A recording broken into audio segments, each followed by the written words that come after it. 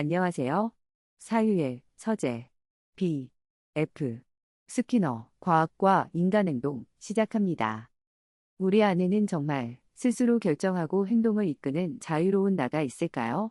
아니면 우리의 행동은 마치 물이 높은 곳에서 낮은 곳으로 흐르듯 어떤 법칙에 따라 예측 가능하게 움직이는 것일까요?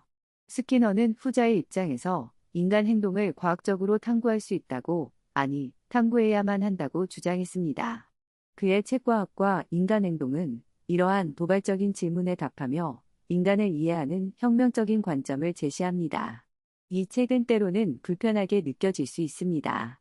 우리가 소중히 여기는 자유의지나 내면의 동기 같은 개념들을 과감히 밀어내고 대신 환경과의 상호작용, 즉 강화와 처벌이라는 틀로 인간 행동의 모든 것을 설명하려 하기 때문입니다.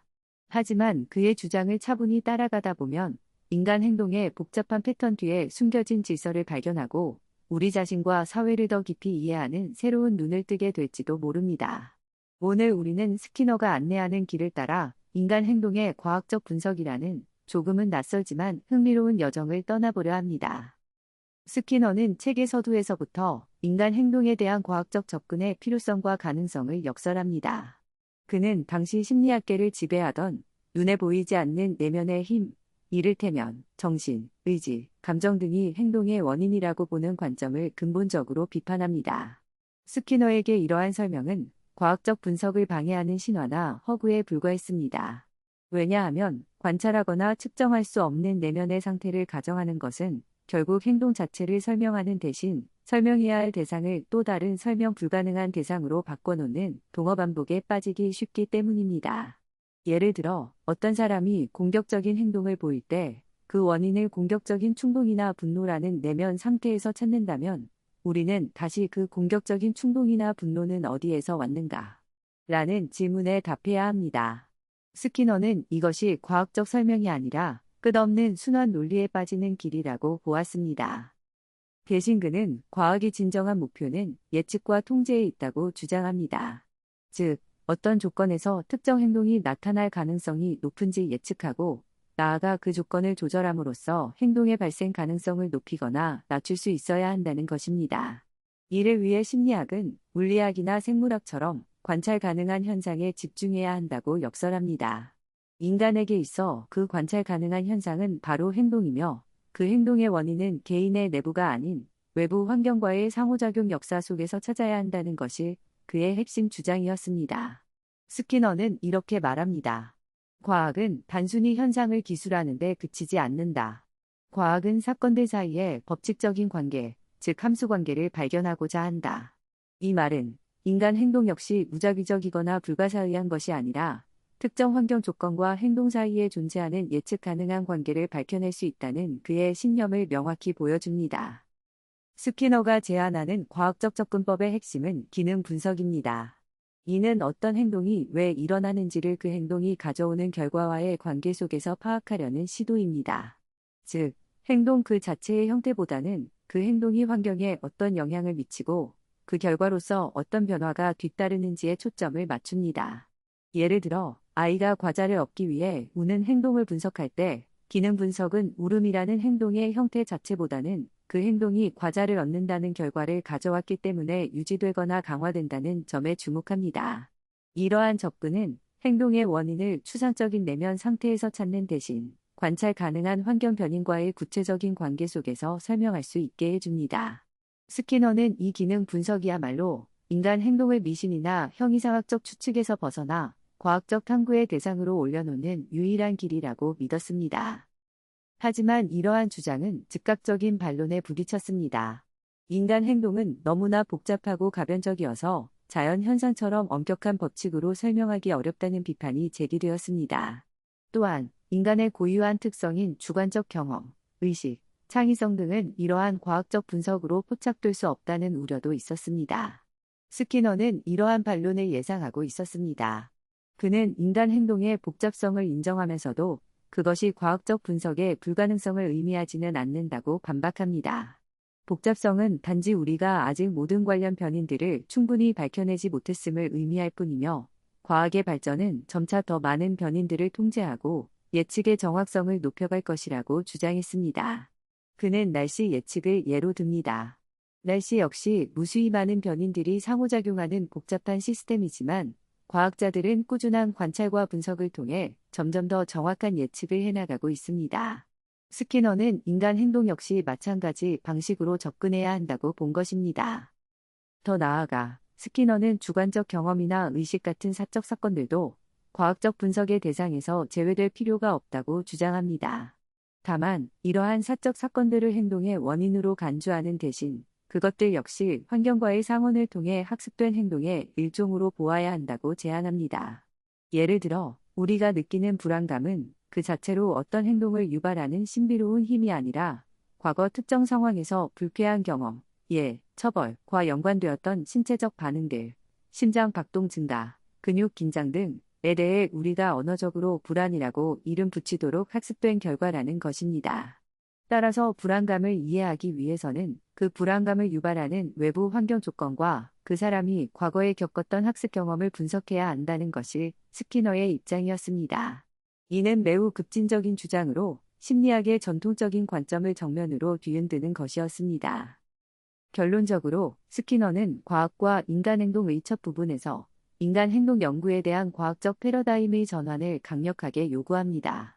그는 관찰 불가능한 내면 상태에 의존하는 설명을 거부하고 행동과 환경 간의 관찰 가능한 기능적 관계를 분석함으로써 인간 행동을 예측하고 통제할 수 있는 진정한 과학을 수립하고자 했습니다. 이는 단순히 학문적인 논의를 넘어 인간 자신과 사회를 이해하고 개선하는 방식에 대한 근본적인 재고를 촉구하는 대담하고 야심찬 선언이었습니다. 그의 주장이 불러일으킬 논쟁과 그가 제시할 구체적인 분석 방법론에 대한 기대감을 안고 이제 그의 핵심 이론인 조작적 조건 형성의 세계로 더 깊이 들어가 보겠습니다. 스키너 행동주의 심리학의 심장부에는 조작적 조건 형성이라는 개념이 자리 잡고 있습니다. 이는 파블로프의 개 실험으로 유명한 고전적 조건 형성과는 구별되는 행동학습의 핵심 원리입니다.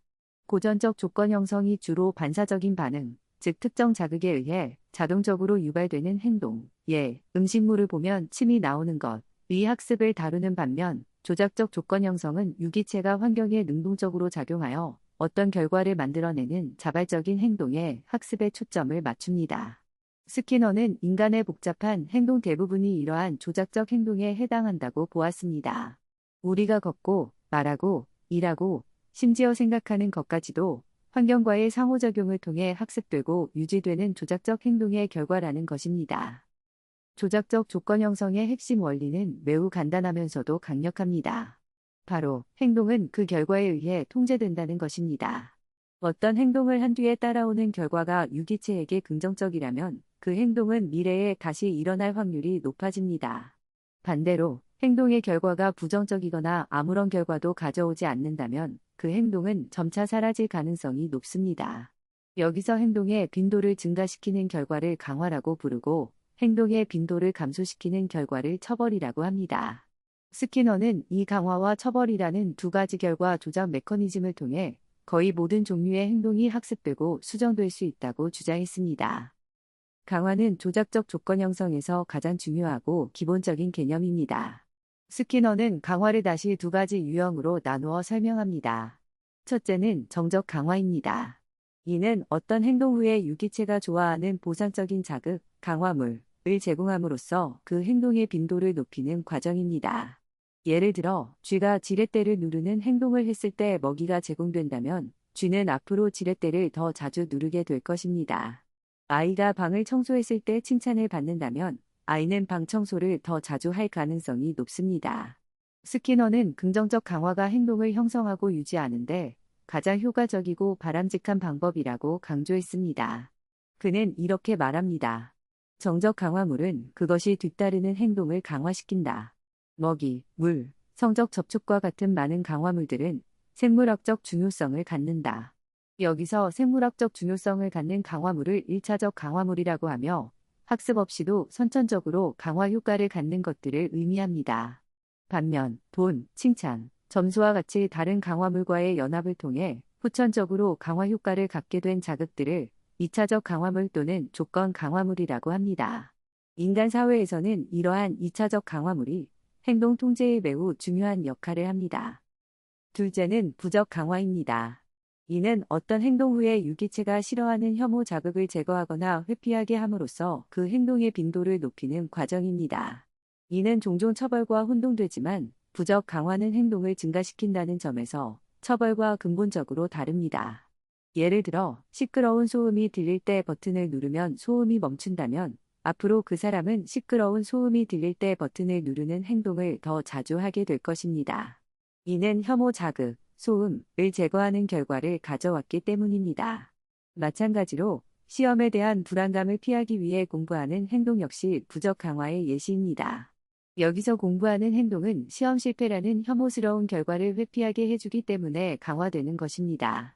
스키너는 부적 강화가 특정 행동을 학습시키는데 효과적일 수 있지만 혐오 자극의 사용은 불안이나 회피 반응과 같은 원치 않는 부작용을 유발할 수 있다고 지적했습니다.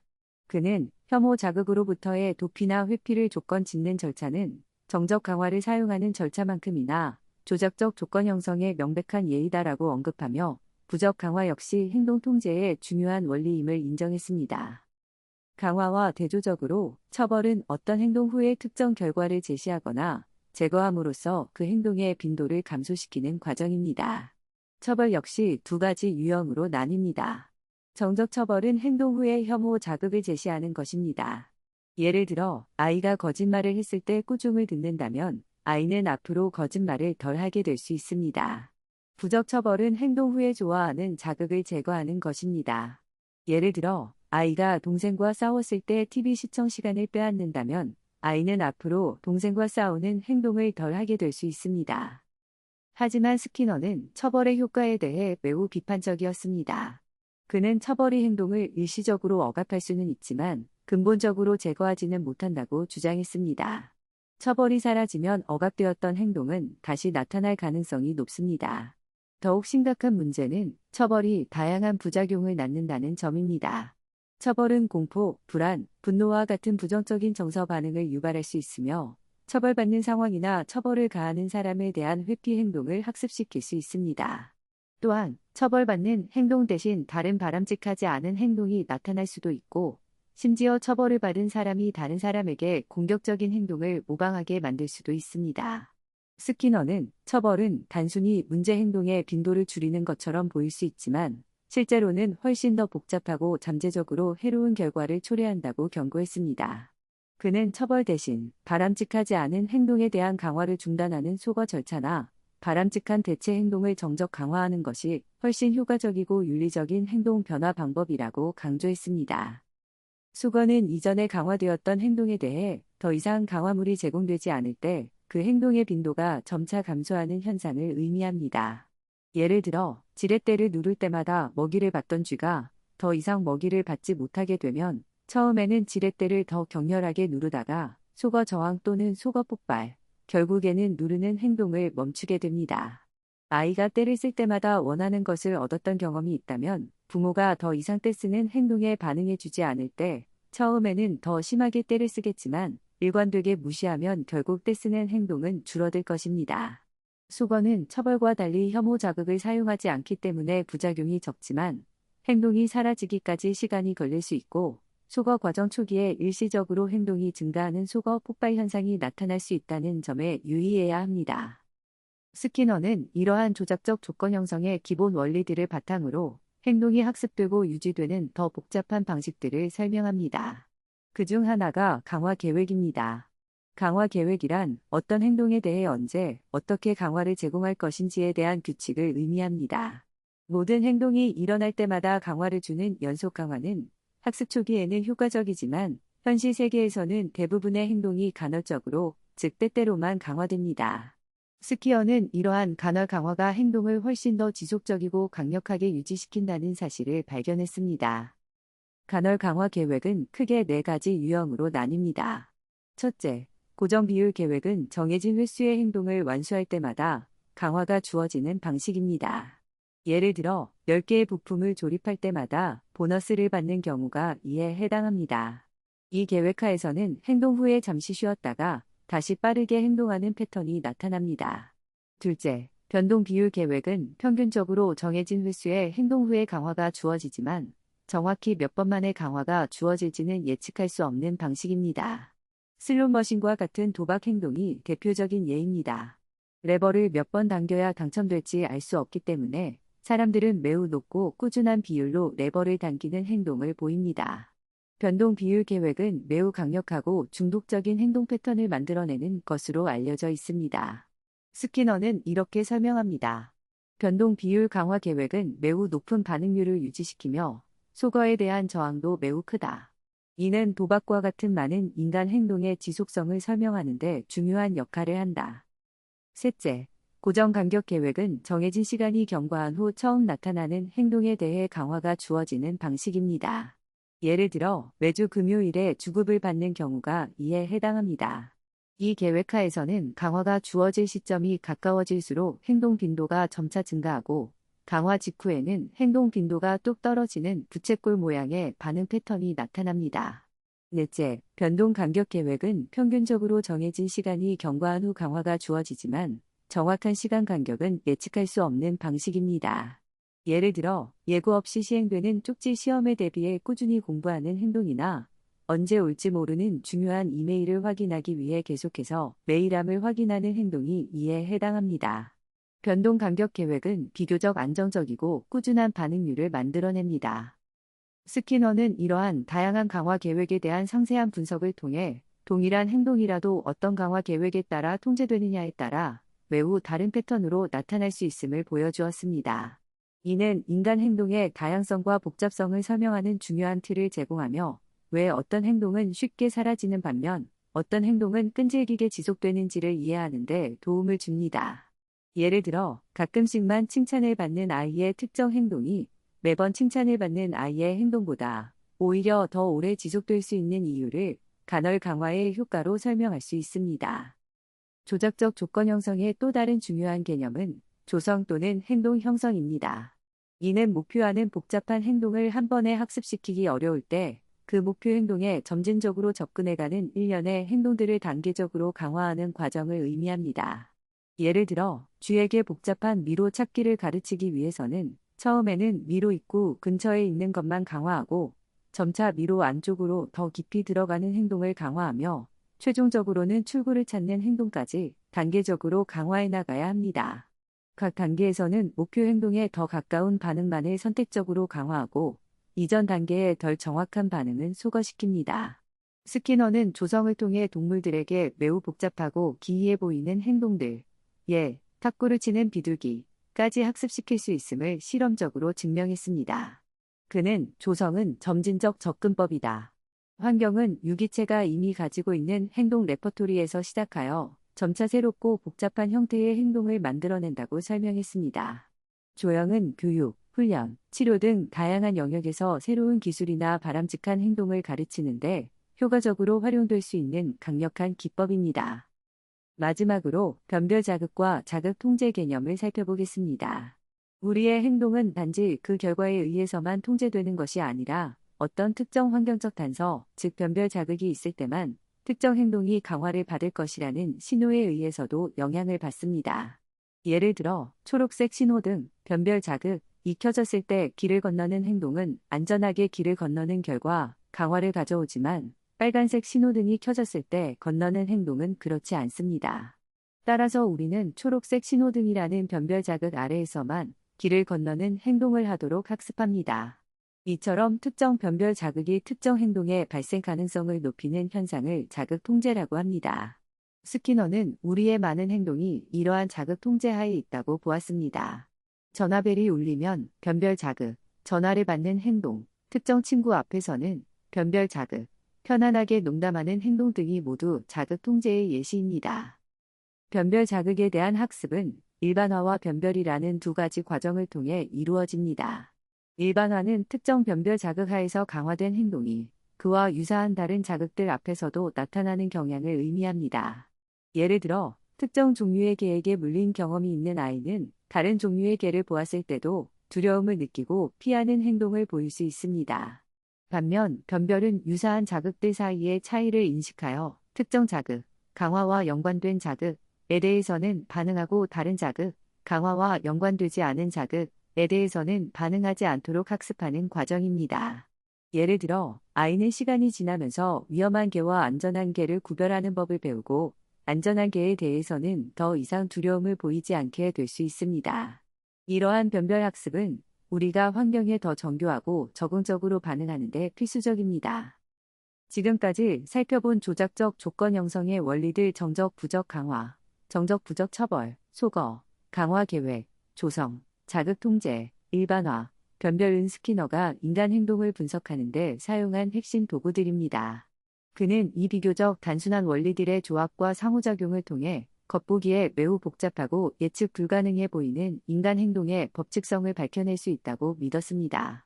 물론 이러한 접근 방식은 인간의 내면 세계, 자유의지, 존엄성 등을 간과한다는 비판을 받기도 했지만 스키너는 이러한 비판에 굴하지 않고 자신의 분석 틀을 개인의 복잡한 심리 과정과 사회적 행동으로까지 확장해 나갑니다. 다음 장에서는 스키너가 어떻게 자기 통제, 사고, 감정과 같은 개인 내부의 현상들을 조작적 원리로 설명하는지, 그리고 이러한 분석이 사회 집단과 문화 현상으로 어떻게 확장되는지를 더 자세히 탐구해 보겠습니다. 스키너의 분석은 단순히 외부에서 관찰 가능한 행동에만 머무르지 않습니다. 그는 우리가 흔히 내면 세계라고 부르는 영역, 즉 자기 통제, 사고, 문제 해결, 자아, 심지어 감정과 같은 사적 사건들까지도 조작적 조건 형성의 원리로 설명하고자 시도합니다. 이는 그의 이론 체계에서 가장 대담하고 논쟁적인 부분 중 하나입니다. 그는 이러한 내적 현상들을 신비로운 정신적 실체로 보는 대신 환경과의 상호작용을 통해 학습되고 통제되는 행동의 한 형태로 간주합니다. 다만, 이러한 행동들은 외부에서 직접 관찰하기 어렵다는 점에서 사적 또는 은밀한 행동이라고 불릴 뿐, 근본적으로는 외연적 행동과 동일한 법칙의 지배를 받는다고 주장합니다. 먼저 자기 통제에 대해 살펴봅시다. 우리는 종종 유혹을 이겨내거나 어려운 과제를 꾸준히 수행하는 능력을 의지력이나 자제력과 같은 내면의 힘 덕분이라고 생각합니다. 하지만 스키너는 이러한 설명을 거부합니다. 그에게 자기 통제란 어떤 사람이 자신의 행동에 영향을 미치는 환경 변인들을 스스로 조작하는 과정입니다. 즉, 자기 통제는 신비로운 내적 능력의 발현이 아니라 특정 행동, 통제하는 행동을 통해 다른 행동, 통제받는 행동, 이 확률을 변화시키는 학습된 기술이라는 것입니다. 스키너는 이렇게 설명합니다. 개인은 흔히 자신의 행동을 통제한다. 그는 보통 외적인 도움 없이 이 일을 해낸다. 마침표 자기 통제는 단순히 우리가 우리 자신의 행동에 대한 변인들을 조작하는 경우를 가리킨다. 스키너는 우리가 사용하는 다양한 자기 통제 전략들을 분석합니다.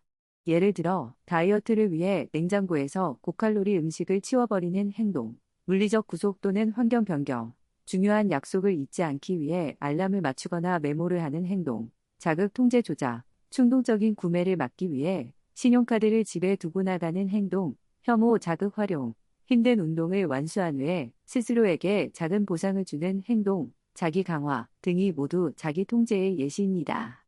이러한 전략들은 모두 개인이 자신의 미래 행동에 영향을 미칠 환경 조건을 미리 변경하거나 설정하는 행동들입니다. 따라서 스키너에게 자기 통제 능력의 차이는 의지력의 강약 차이가 아니라 이러한 자기 통제 기술들을 얼마나 효과적으로 학습하고 활용하느냐의 차이입니다.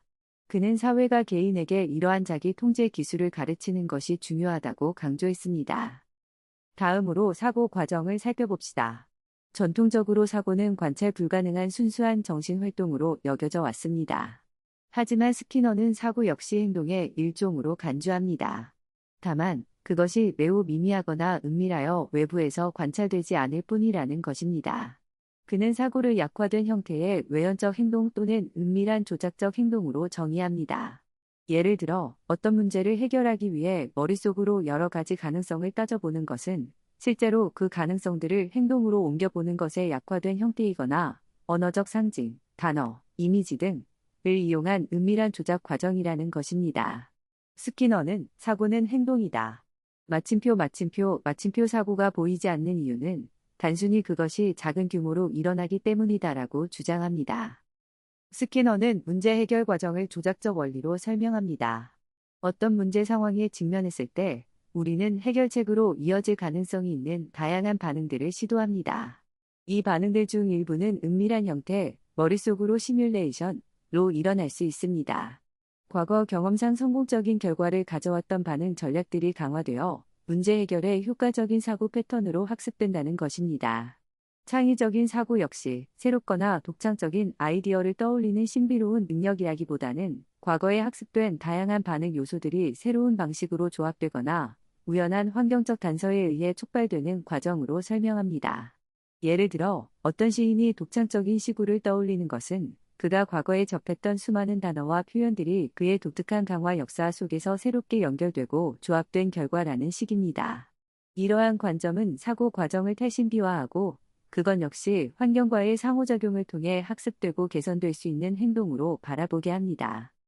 자아 또는 자기라는 개념에 대해서도 스키너는 독특한 해석을 내놓습니다. 그는 통일되고 일관된 내적 실체로서의 자아 개념을 부정합니다. 대신 자아란 특정 환경 조건 하에서 일관되게 나타나는 행동체계 또는 기능적으로 통일된 반응 레퍼토리의 집합이라고 주장합니다. 즉, 나라는 존재는 고정된 실체가 아니라 다양한 상황에서 내가 보이는 행동 패턴들의 총합이라는 것입니다. 예를 들어, 직장에서의 나, 특정 행동 패턴들과 친구들과 있을 때의 나, 다른 행동 패턴들은 다른 환경적 통제하에 있기 때문에 다르게 나타날 수 있으며 이 둘을 아우르는 단일한 핵심 자아를 가정할 필요가 없다는 것입니다. 스키너는 자아는 단순히 반응 체계이다. 마침표 그것은 특정 종류의 자극에 반응하는 조직화된 방식들의 집합이다라고 설명합니다. 이러한 관점에서 자아 인식이나 자기 지식이란 개인이 자신의 행동과 그 행동을 통제하는 환경 변인들에 대해 언어적으로 기술하는 능력을 의미합니다. 이는 사회적 상호작용을 통해 학습되는 과정입니다. 다른 사람들이 우리의 행동에 대해 질문하고 반응함으로써 우리는 자신의 행동 패턴과 그 원인을 인식하고 설명하는 법을 배우게 됩니다.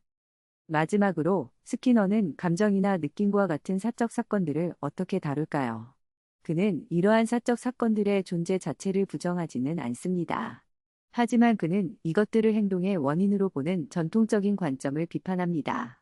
예를 들어, 나는 기분이 좋아서 노래를 불렀다는 설명 대신 스키너는 기분 좋은 느낌과 노래 부르는 행동 모두가 동일한 환경적 조건, 즐거운 파티에 의해 유발된 결과일 수 있다고 제안합니다. 즉, 감정은 행동의 원인이 아니라 행동과 함께 나타나는 또 다른 형태의 반응 즉, 신체 내부의 생리적 변화에 대한 감각적 인식일 수 있다는 것입니다.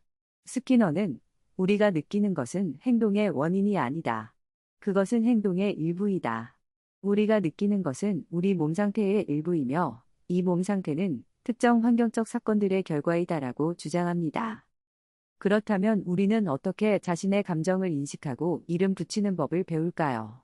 스키너는 이것이 사회적 학습 과정을 통해 이루어진다고 설명합니다.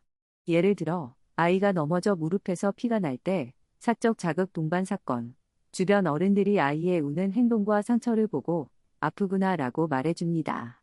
이러한 경험이 반복되면서 아이는 자신의 내부적인 신체 감각, 사적 자극과 아프다는 언어적 반응을 연결하는 법을 배우게 됩니다. 하지만 이러한 학습 과정은 본질적으로 간접적이고 부정확할 수밖에 없습니다.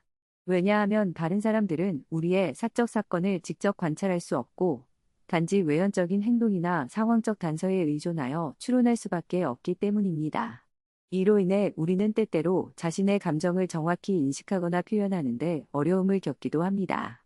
스키너는 이러한 사적 사건에 대한 분석을 통해 심리학이 주관적 경험의 영역까지도 과학적 탐구의 대상으로 포함시킬 수 있는 길을 열고자 했습니다. 결론적으로 스키너는 자기 통제, 사고, 자아, 감정과 같은 복잡한 인간의 내면 현상들을 조작적 조건 형성의 원리를 확장하여 설명하려 시도했습니다. 그는 이러한 현상들을 신비로운 정신적 실체로 간주하기보다는 환경과의 상호작용 속에서 학습되고 통제되는 행동의 한 형태로 재해석했습니다. 이러한 접근은 인간의 주관성과 복잡성을 지나치게 단순화한다는 비판을 받기도 했지만 동시에 인간 행동의 전 영역을 일관된 과학적 원리로 설명하려는 그의 야심찬 시도를 보여줍니다. 그는 이러한 분석을 통해 인간 행동에 대한 이해를 높이고 나아가 교육, 치료, 사회 설계 등 다양한 분야에서 인간의 삶을 개선하는 데 기여할 수 있기를 기대했습니다. 이제 우리는 스키너가 이러한 개인 수준의 분석을 어떻게 사회 집단과 문화 현상으로 확장해 나가는지 살펴보겠습니다. 스키너는 개인 행동 분석에 사용했던 조작적 조건 형성의 원리들을 사회 집단과 문화 현상으로까지 확장 적용합니다.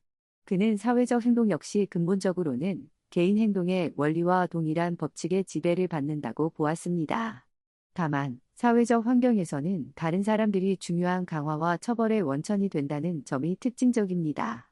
즉, 우리의 많은 행동은 다른 사람들로부터 받는 인정, 칭찬, 애정, 혹은 비난, 거부, 처벌과 같은 사회적 결과에 의해 형성되고 유지된다는 것입니다. 스키너는 개인은 혼자 살지 않는다. 그는 다른 사람들과 상호작용하며 이 상호작용은 그의 행동을 형성하고 유지하는 데 결정적인 역할을 한다고 지적합니다. 사회적 행동의 가장 중요한 측면 중 하나는 언어 행동입니다. 스키너는 언어를 단순히 의사소통의 도구로 보는 것을 넘어 다른 행동들과 마찬가지로 조작적 원리에 따라 학습되고 통제되는 행동의 한 형태로 분석합니다. 그는 언어 행동, 버블 비헤이비어 1957 이라는 별도의 저작에서 이 주제를 심층적으로 다루었지만 과학과 인간행동에서도 그 기본 개념을 제시합니다. 스키너에게 언어 행동이란 그 결과가 다른 사람의 행동 변화를 통해 매개되는 행동을 의미합니다. 예를 들어 목이 마를 때 물 좀 주세요라고 말하는 행동은 그 말을 들은 다른 사람이 물을 가져다 주는 결과 강화를 통해 학습되고 유지됩니다. 여기서 중요한 것은 말하는 사람의 행동이 듣는 사람의 행동을 변화시키고 그 결과가 다시 말하는 사람의 행동에 영향을 미친다는 점입니다. 스키너는 다양한 유형의 언어 행동을 기능적으로 분석합니다. 예를 들어 맨드는 요구, 명령, 질문과 같이 특정 강화물을 요청하는 언어 행동입니다. 과자 주세요. 조용히 해. 텍트는 환경 내의 사물이나 사건에 대해 언급하거나 명령하는 언어 행동으로 주로 일반화된 사회적 강화, 예, 맞아, 그렇구나와 같은 인정에 의해 유지됩니다. 저기 고양이가 있다, 날씨가 덥다. 이 외에도 다른 사람의 말을 따라하는 에코이, 글자를 읽는 텍스추얼, 받아 쓰는 트랜스크립션 등 다양한 언어 행동 유형을 구분하고 각각이 어떤 변인에 의해 통제되는지를 분석합니다. 이러한 분석을 통해 스키너는 언어의 의미나 구조보다는 언어가 사용되는 구체적인 상황과 그 결과를 중시하는 기능적 관점을 제시합니다.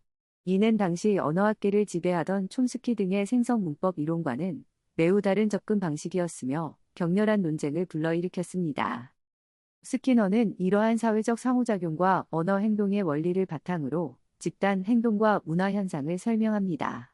그는 집단이란 상호 간의 강화와 처벌을 주고받으며 서로의 행동에 영향을 미치는 개인들의 모임이라고 정의합니다. 집단 내에서는 특정 행동 규범이나 규칙이 형성되는데 이는 집단 구성원들의 행동에 대한 일관된 강화 및 처벌 패턴을 통해 유지됩니다. 예를 들어 어떤 집단에서 협동적인 행동이 지속적으로 보상받고 경쟁적인 행동이 처벌받는다면 그 집단 내에서는 협동적인 행동 규범이 강화될 것입니다. 스키너는 이러한 집단 통제가 개인의 행동에 미치는 강력한 영향력을 강조하며 개인이 집단의 압력에 순응하거나 저항하는 행동 역시 조작적 원리로 설명될 수 있다고 보았습니다. 더 나아가 스키너는 문화를 특정 집단 내에서 세대를 거쳐 전승되는 행동 관행, 즉 사회적 유전의 산물로 봅니다. 문화적 관행이란 특정 환경 문제에 대처하기 위해 집단적으로 학습되고 유지되는 행동 패턴들을 의미합니다. 예를 들어 농사 기술, 도구 제작법, 종교 의례, 법률 체계 등은 모두 특정 결과를 가져오기 때문에 식량 확보, 집단 결속, 질서 유지, 강화되고 다음 세대로 전달되는 문화적 관행들입니다. 스키너는 문화 역시 진화의 과정을 거친다고 보았습니다. 즉, 환경 변화에 더 잘 적응하고 집단의 생존과 번영에 기여하는 문화적 관행들은 선택적으로 강화되어 유지되고 그렇지 못한 관행들은 점차 소멸한다는 것입니다. 그는 문화는 행동 환경이다. 그것은 인간이 만든 환경이며 그 안에서 인간은 행동한다. 문화는 그것을 유지하는 사람들의 행동을 통해 진화한다고 설명합니다. 이러한 관점에서 스키너는 사회를 통제하는 주요 기관들, 즉 정부, 종교, 경제, 교육, 심리치료 등을 분석합니다. 그는 이러한 기관들이 각기 다른 방식으로 개인의 행동을 통제하고 사회 질서를 유지하는 역할을 수행한다고 보았습니다. 각 기관은 특정한 종류의 강화와 처벌 수단을 사용하여 사람들의 행동을 바람직한 방향으로 유도하거나 바람직하지 않은 행동을 억제합니다. 첫째, 정부와 법은 주로 처벌이나 처벌의 위협, 부정적 강화를 통해 시민들의 행동을 통제합니다. 법률은 특정 행동, 범죄에 대해 명시적인 처벌, 벌금, 징역 등을 규정함으로써 그 행동의 발생 가능성을 낮추고자 합니다. 스키너는 정부가 질서 유지를 위해 필요함으로써 처벌에 의존하는 경향이 있다고 지적하면서도 처벌 중심의 통제가 가진 비효율성과 부작용, 반항, 회피, 혁명 등을 경고합니다. 그는 가능하면 정적 강화를 활용하는 방식, 예, 준법 행동에 대한 보상으로 전환하는 것이 더 바람직하다고 제안합니다. 그는 정부의 주요 기능 중 하나는 처벌을 통해 행동을 통제하는 것이지만 이는 종종 반감과 비효율성을 낳는다. 보다 효과적인 통제는 긍정적인 결과를 설계하는 데 있다고 주장했습니다. 둘째, 종교는 초자연적인 강화와 처벌, 천국과 지옥, 신의 축복과 징벌 등을 약속하거나 위협함으로써 신도들의 행동을 통제합니다. 또한 종교 공동체 내에서의 사회적 인정이나 비난 역시 강력한 통제 수단으로 작용합니다. 종교 의례나 도덕 규범들은 신도들에게 특정한 행동 패턴을 학습시키고 유지하는 역할을 합니다. 스키너는 종교적 통제가 때로는 개인에게 위안과 의미를 제공할 수도 있지만 비합리적인 믿음이나 복종을 강요하고 사회 변화를 저해하는 측면도 있다고 비판적으로 분석합니다. 셋째, 경제 시스템은 주로 재화와 용역, 그리고 돈이라는 강력한 조건 강화물을 사용하여 사람들의 행동, 노동, 소비, 투자 등을 통제합니다. 임금, 가격, 이윤 등은 모두 경제 활동에 참여하는 개인들의 행동을 조절하는 강화 및 처벌 요인으로 작용합니다. 스키너는 자본주의 경제 시스템이 생산성을 높이는 데 기여했지만 동시에 부의 불평등이나 비인간적인 노동 조건을 초래할 수도 있다고 지적합니다. 그는 경제적 통제 역시 보다 공정하고 효과적인 방식으로 설계될 필요가 있다고 보았습니다. 그는 경제적 통제는 강력하다. 돈은 거의 모든 종류의 행동을 강화할 수 있는 일반화된 조건 강화물이다. 그러나 이것이 어떻게 사용되느냐에 따라 결과는 크게 달라질 수 있다고 말합니다. 넷째, 교육기관은 지식과 기술을 전달하고 사회적으로 바람직한 행동을 형성하는 역할을 합니다. 교육 과정에서는 교사의 칭찬, 좋은 성적, 졸업장과 같은 정적 강화물과 꾸중, 나쁜 성적, 낙제와 같은 처벌적 요소들이 학생들의 학습 행동과 태도를 통제하는 데 사용됩니다. 스키너는 당시의 전통적인 교육 방식, 특히 처벌이나 경쟁에 의존하는 방식의 비효율성을 비판하며 개별화된 학습 속도와 즉각적인 정적 강화를 강조하는 프로그램 학습과 교수 기계를 제안하기도 했습니다. 그는 교육이 학생들의 잠재력을 최대한 발휘하도록 돕는 긍정적이고 효과적인 환경을 제공해야 한다고 주장했습니다. 다섯째, 심리치료는 부적응적이거나 바람직하지 않은 행동 패턴을 수정하는 것을 목표로 합니다.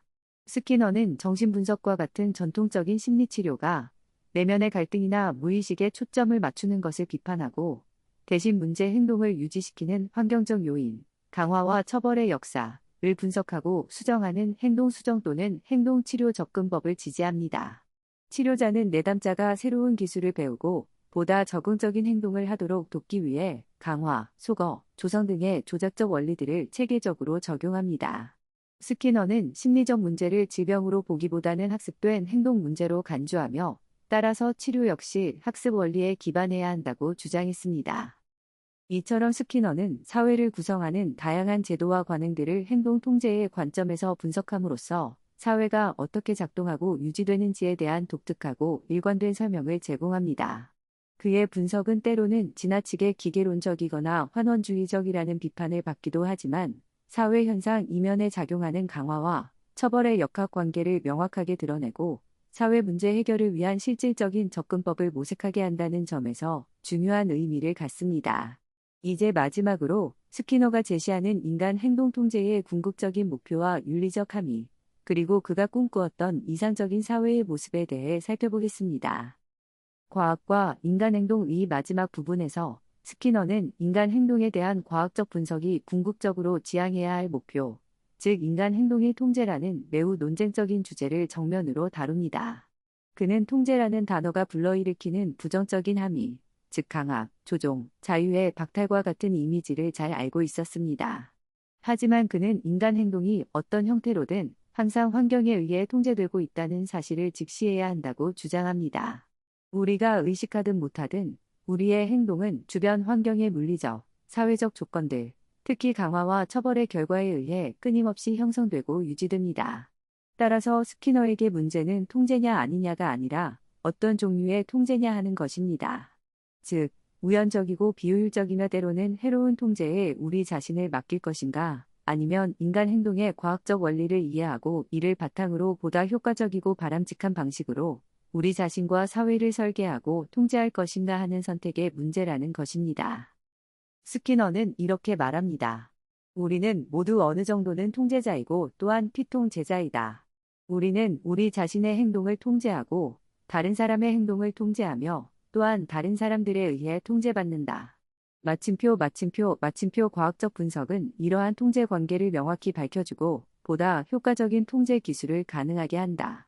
그는 인간 행동에 대한 과학적 지식이 마치 물리학 지식이 자연 환경을 통제하는 기술, 다리 건설, 비행기 발명을 발전시켰듯이 인간 사회를 개선하고 인류가 직면한 문제들, 전쟁, 빈곤, 환경 파괴 등을 해결하는 데 기여할 수 있다고 믿었습니다. 이를 위해 스키너는 문화 설계라는 개념을 제안합니다. 이는 인간 행동의 과학적 원리를 의도적이고 체계적으로 적용하여 사회 구성원들의 행복과 생존 가능성을 극대화하는 방향으로 사회 환경과 문화적 관행을 설계하고 개선해 나가자는 제안입니다. 그는 자신의 유토피아 소설 월든2, 올2, 1948에서 이러한 이상적인 공동체의 모습을 구체적으로 묘사하기도 했습니다. 월든2에서는 경쟁과 처벌 대신 협동과 정적 강화를 기반으로 공동체가 운영되며 아이들은 개별화된 프로그램 학습을 통해 잠재력을 개발하고 사람들은 자신이 즐거워하는 일을 하며 공동체에 기여합니다. 모든 사회적 관행은 실험과 데이터에 기반하여 지속적으로 평가되고 개선됩니다. 물론 이러한 문화 설계 개념은 많은 윤리적 질문과 우려를 낳습니다. 누가 설계를 담당할 것인가? 어떤 가치와 목표를 추구할 것인가? 개인의 자유와 자율성은 어떻게 보장될 것인가? 통제 기술이 오용되거나 독재적인 권력에 의해 악용될 위험은 없는가? 스키너는 이러한 우려를 인식하고 있었으며 몇 가지 답변을 제시합니다. 첫째, 그는 문화 설계의 목표가 소수 엘리트의 이익이 아니라 집단 전체의 장기적인 생존과 복지가 되어야 한다고 강조합니다. 그는 궁극적인 가치는 생존이다. 문화는 그것이 구성원들의 생존 가능성을 높일 때 살아남는다고 주장하며 과학적 분석을 통해 어떤 문화적 관행이 실제로 집단의 생존과 번영에 기여하는지를 객관적으로 평가할 수 있다고 믿었습니다. 둘째, 그는 통제 기술의 발달과 함께 반대 통제, 카운터 컨트롤, 메커니즘의 중요성을 강조합니다. 반대 통제란 통제받는 사람들이 통제하는 사람들의 행동에 영향을 미치고 그들의 권력을 견제하는 수단을 의미합니다. 민주적인 절차, 언론의 자유, 시민 불복종 등은 모두 반대 통제의 예시입니다. 스키너는 효과적인 반대 통제 시스템이 존재할 때 통제 권력의 남용을 막고 보다 공정하고 균형 잡힌 사회를 유지할 수 있다고 보았습니다. 그는 통제 기술의 발전은 반대 통제 기술의 발전을 요구한다. 자유로운 사회는 효과적인 반대 통제가 가능한 사회이다라고 말합니다. 셋째, 스키너는 우리가 흔히 소중하게 여기는 자유와 존엄성이라는 개념에 대해 근본적인 재해석을 시도합니다. 그는 이후 저작인 자유와 존엄을 넘어서 비안드 프리덤 언드 디그니티 1971에서 이 문제를 집중적으로 다루지만 과학과 인간행동에서도 그 단초를 보여줍니다. 스키너에게 자유란 혐오스러운 통제로부터의 벗어남, 즉 처벌이나 위협을 피하려는 행동과 관련된 감정 상태일 뿐 어떤 내재적인 형이상학적 실체가 아닙니다. 사람들이 자유를 갈망하는 이유는 혐오적 통제가 고통스럽고 비효율적이기 때문입니다. 따라서 진정한 문제는 자유 그 자체가 아니라 혐오적 통제를 최소화하고 정적 강화를 기반으로 한 보다 효과적이고 인간적인 통제 시스템을 설계하는 것이라고 주장합니다. 마찬가지로 존엄성 또는 가치는 어떤 사람의 행동이 칭찬이나 인정을 받을 때 부여되는 사회적 신용입니다. 그런데 스키너는 우리가 주로 그 원인이 명확하지 않은 행동, 즉 우연히 일어난 것처럼 보이거나 자유의지의 발현으로 여겨지는 행동에 대해 더 많은 존엄성을 부여하는 경향이 있다고 지적합니다. 왜냐하면 행동의 원인이 명백하게 밝혀지면 돈 때문에 한 행동, 그 행동에 대한 공로나 가치가 줄어든다고 느끼기 때문입니다. 따라서 스키너는 자유와 존엄성이라는 개념이 역설적으로 인간 행동에 대한 과학적 분석과 효과적인 통제를 방해하는 걸림돌이 될 수 있다고 주장합니다. 그는 우리가 이러한 전통적인 개념에 얽매이기보다는 인간 행동의 실제 원인을 과학적으로 이해하고 이를 바탕으로 더 나은 사회를 만들어 나가는데 집중해야 한다고 역설합니다. 그는 인간 행동에 대한 과학적 관점은 자유와 존엄성에 대한 전통적인 개념과 충돌할 수 있다. 그러나 이는 우리가 인간의 성취를 덜 가치 있게 여기게 되는 것이 아니라 그것을 가능하게 하는 조건들을 더 잘 이해하고 설계할 수 있게 해준다고 변호합니다. 결론적으로 B.F.